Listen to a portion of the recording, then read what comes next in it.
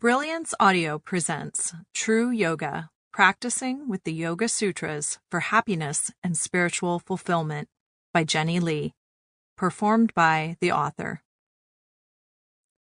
Right now, are you happy? If things are going well, you probably are. If not, you may be feeling low. What if, no matter what was happening in your life, good or bad, you could answer, "Yes, I'm happy." To find happiness, we usually look outward to people, places, and things that bring us fulfillment. But these pleasures are often short-lived and unpredictable, so our quest renews day after day. At a certain point, whether through cynicism or suffering, we realize that external pleasures, however great, do not bring enduring gratification. And regardless of whether we have had an abundance of success or a lack thereof, all the time that we are wasting in our attempts to secure happiness in the world, life is ebbing away. We are overdue to experience more than just ephemeral hits of happiness. The good news is there is a way to feel purpose, meaning, and joy every day, no matter what life brings. A time-tested guide for our personal development of these experiences was given to us in the Yoga Sutras, a comprehensive list of 200 life-expanding teachings compiled over 2,000 years ago by a sage named Patanjali. In the sutras, we find a section referred to as the 8 limbs of yoga, a succinct outline of spiritual wisdom integrated with tangible practices, showing us how to live life in a state of consistent happiness. The purpose of true yoga is to illustrate how these specific sutras can be used to claim deep, lasting joy and fulfillment far greater than anything the external world has to offer. My story. Pain is a strong motivator.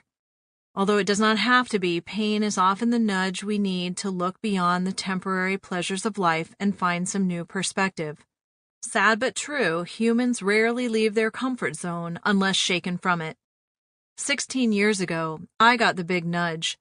In a painful low point, I was challenged by a rocky marriage, exhausted from a colicky baby, and frightened as I prepared for a cross-country move away from friends, family, career, and all things familiar.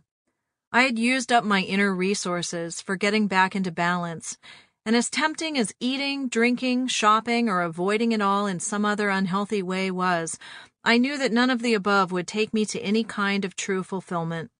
So I started seeking a method to attain inner peace and love that would be permanent. Coincidentally, at this same time I was studying for a master's degree in spiritual psychology. To complete my first year, I had to write a personal theory of counseling, so I decided to use the assignment to imagine my own map to the happiness I was craving. I called it joy therapy, and it began like this. Inside each of us is the radiant light of joy.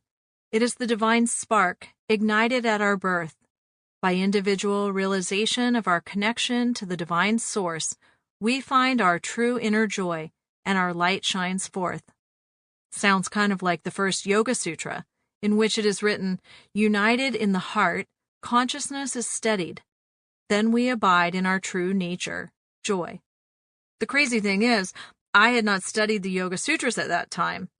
When I wrote my thesis on joy therapy, I was practicing only the physical aspect of yoga and had no idea that I had created a parallel model to the ancient outline for happiness outlined in the sutras. When I discovered the full teachings of true yoga and how the headstands and downward dogs I loved were connected to this amazing science of happiness, it made perfect sense to merge my joy therapy into yoga therapy. Since then, I have made yoga therapy my profession and shared the life-changing principles of the sutras with hundreds of clients. The point of the story here, however, is to illustrate that because I was truly seeking happiness at a soul level, my individual awareness tapped into the all-pervading creative consciousness and received the necessary understanding.